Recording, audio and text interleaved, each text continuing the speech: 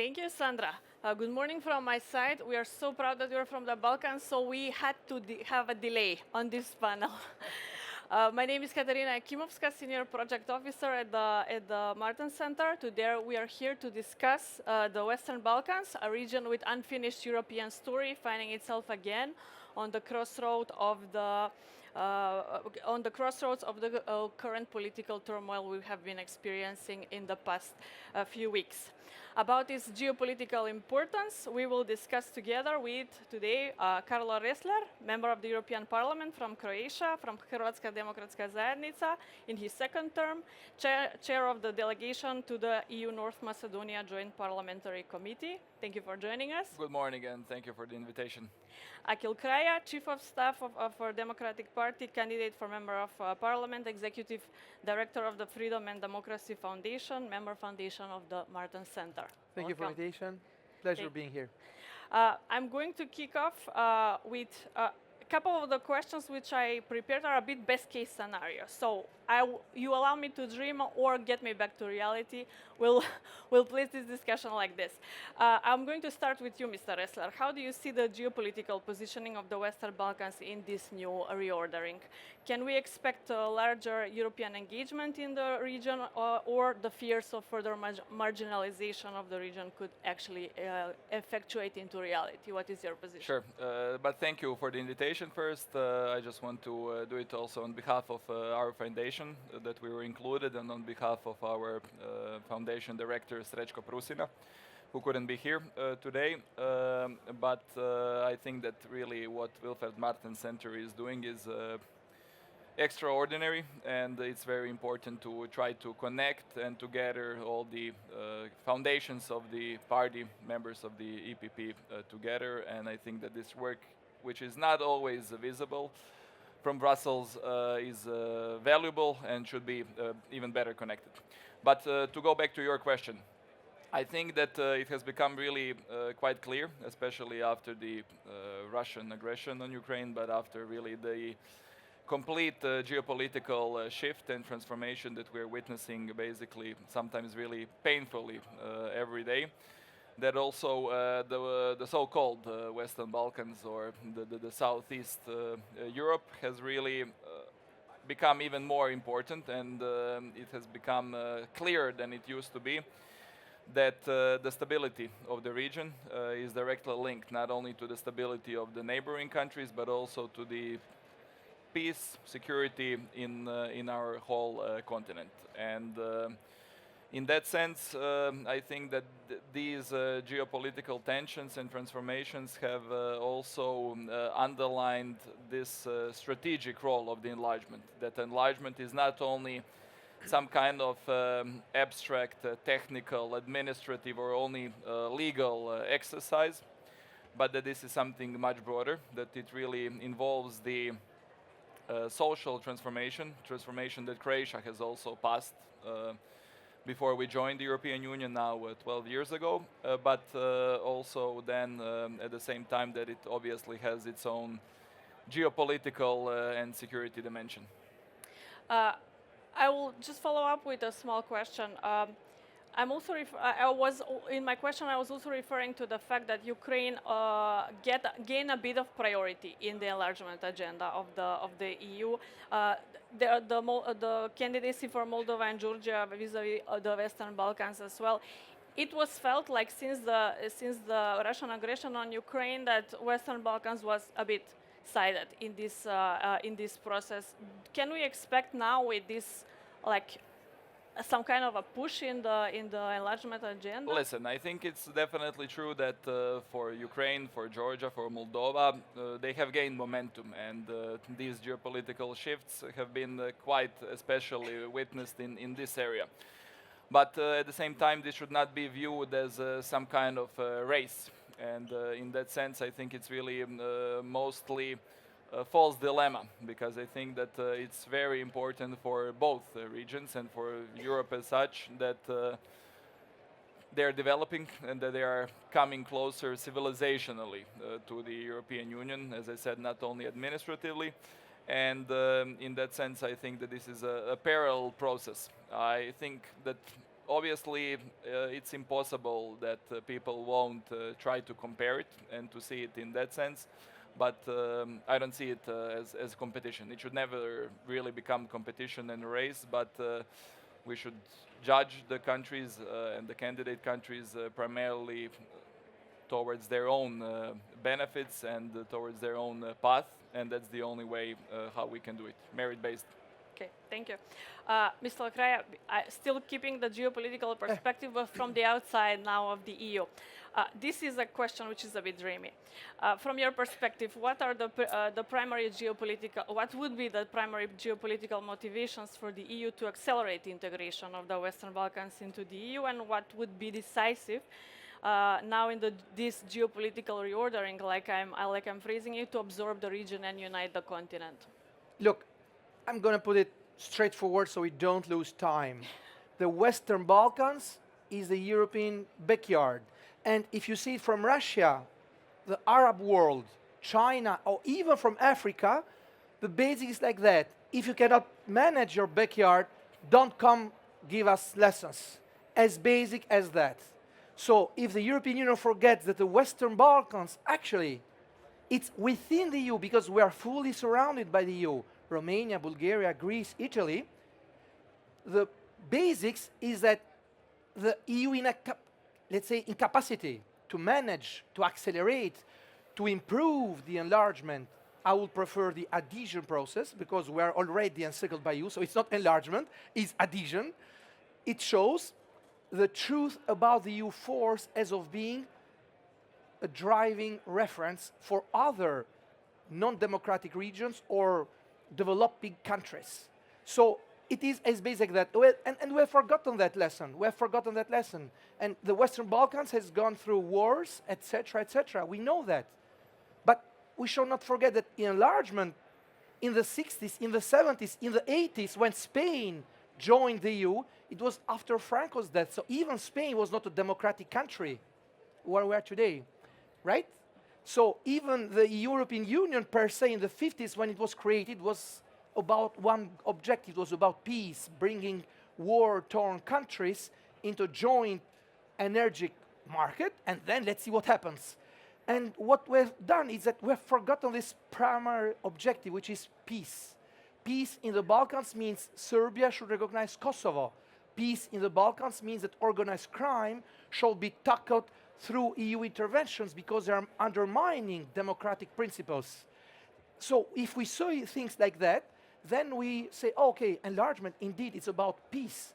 And that's maybe one of the core things that we have forgotten here.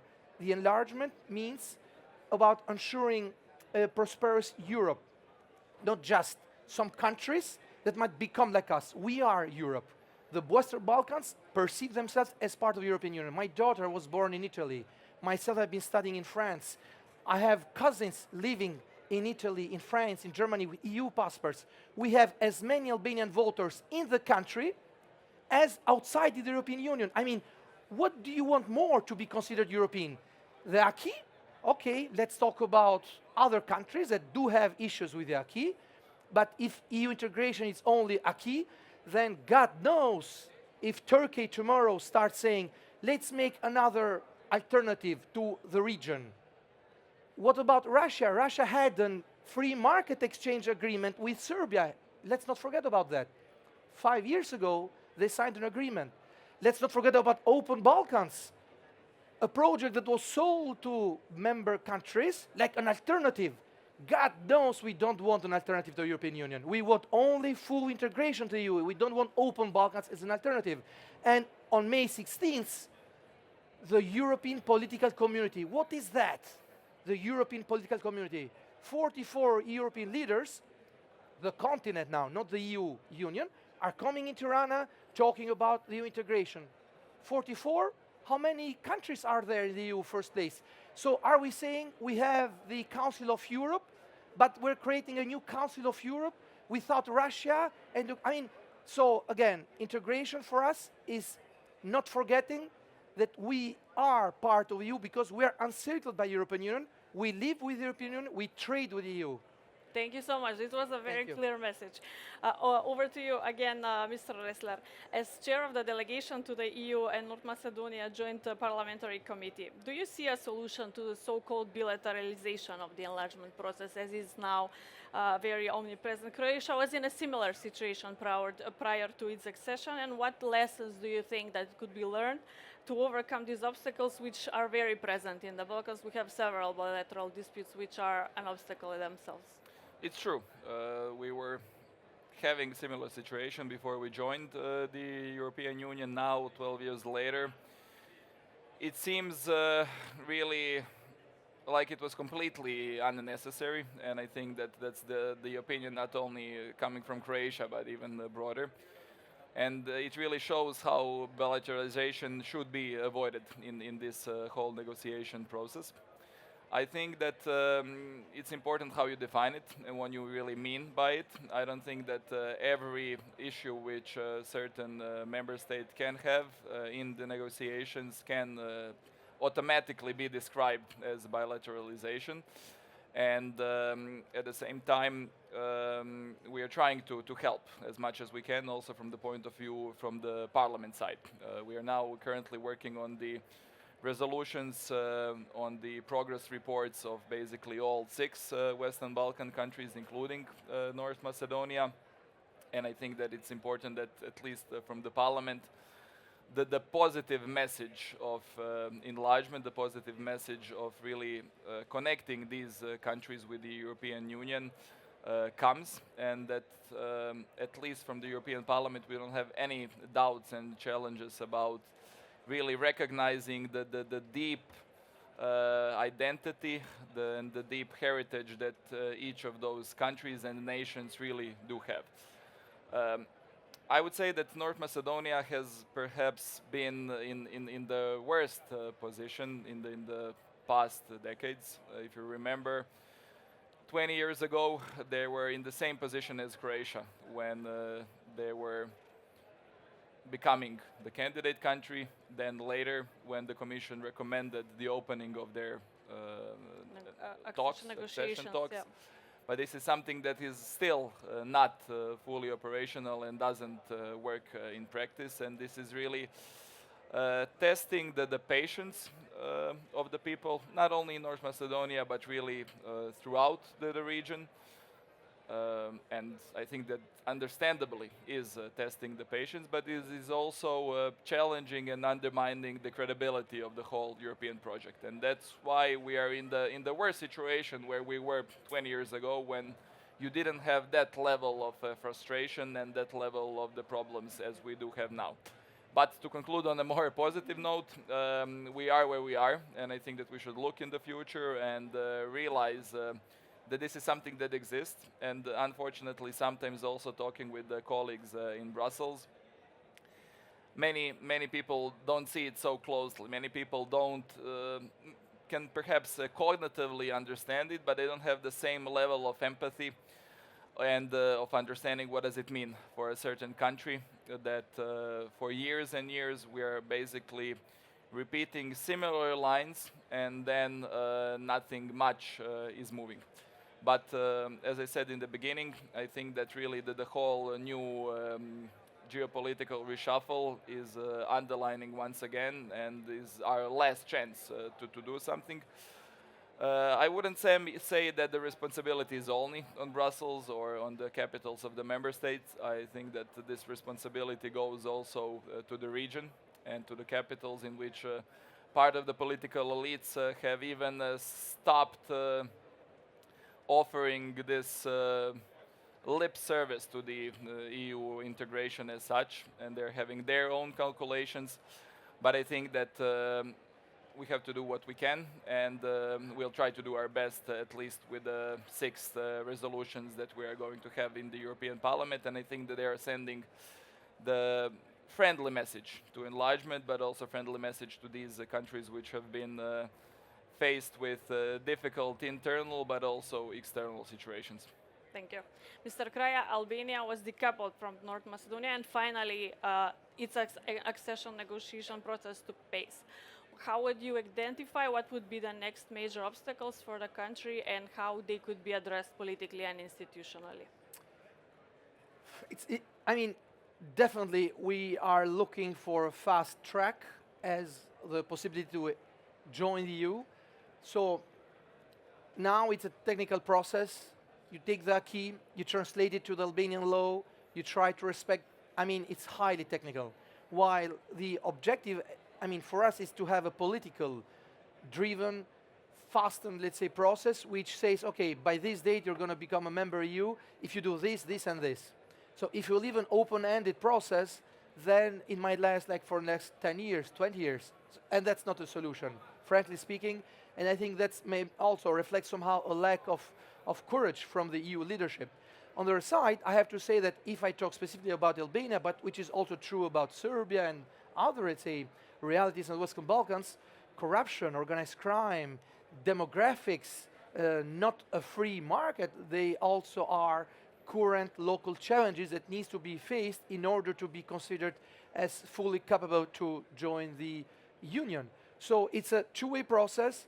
From the EU side, definitely you need a more tangible process, more understandable by the masses, but also internally, I think that, yes, we have also some homework to do on that regard.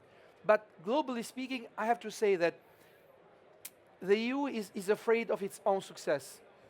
And by that I mean that I'm bluffed sometimes when I hear EU leaders not saying the truth about our own failures that would actually accelerate the process. And because they're afraid of saying, oh, you have this problem, corruption, organized crime, whatever, and they're afraid of saying it, so they put it into a report written by an unnamed author. And you see in the local realities in Albania, you see EU commissioner coming and saying, oh, you're doing great. It doesn't work like that. I mean, it's positive encouragement. It's not saying the truth.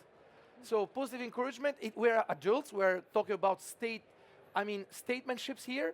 And definitely, I think it's also important for the EU to not to be afraid of saying this and this works, this and this doesn't work.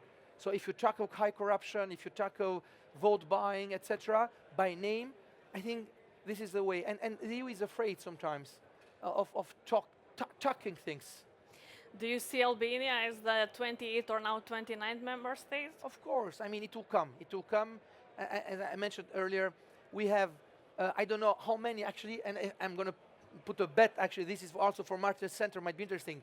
How many parties outside the EU do have cooperation for the EU elections? And we have in Italy, in Greece, also now in France, EU parties reaching to us, hey, can you join, forces with your diaspora to make elections for us? I mean, we are part of the EU elections somehow, right? In that regard, because we have a strong diaspora, we have, the European Union is our first cultural, economic, military, all kind of energy partner. So it is just a paper thing. It's sad, but it should not. The EU enlargement should not be a paper process. It should be about countries, it should be about states, it should be about, with Croatia, we have signed a defense agreement. That's concrete. That's something that talks to neighbors, to Serbia, it talks to Russia. It's concrete. And we should not be afraid of talking also about military cooperation, about cooperation against organized crime. But it also, the gossip says that we have Balkans leaders having assets in the European Union. Let's also fight corruption within the EU in that regard. Okay, thank you. Thank you. We have 5 more minutes. That Sure. means that I'm going to pose the same question to both of you. We cannot ignore a few ongoing crises in the Western Balkan states. We are uncertain about the future of Kosovo and the possible disengagement of the US. There are ongoing protests in Serbia. We also have a crisis in Bosnia and Herzegovina with Milorad Dodik and Republika Srpska. Russia seems to like this. Other foreign external actors, not partners, are taking advantage of this. This is again my dreaming question.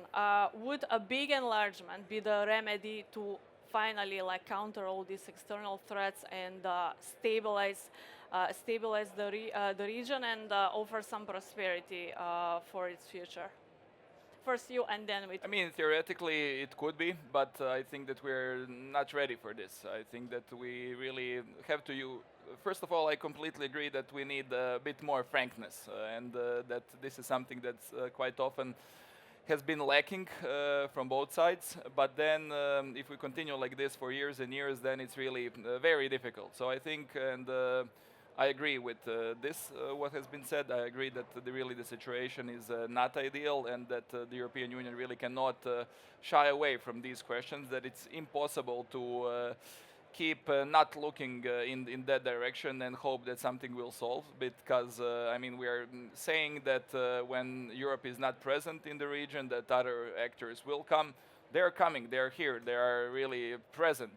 Patriarch of the Serbian Orthodox Church had a really nice geopolitical talk and discussion with Putin in Moscow last week, and it's really becoming bizarre. We cannot really continue with business as usual. I think that this is clear.